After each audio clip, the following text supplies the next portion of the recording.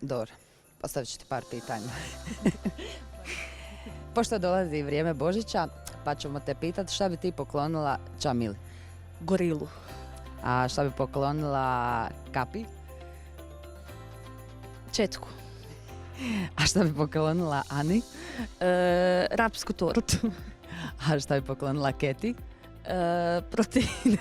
Gaz Nutrition. A šta bi poklonila Teji Pjević? Burek. A šta bi poklonila Ivan Dežić? Novine.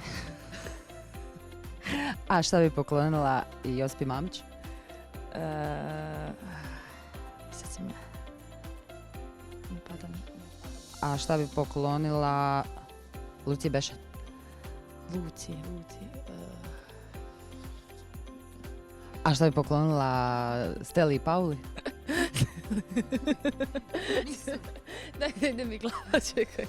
Steli Pauli. Ne možeš. A šta bi poklonila treneru?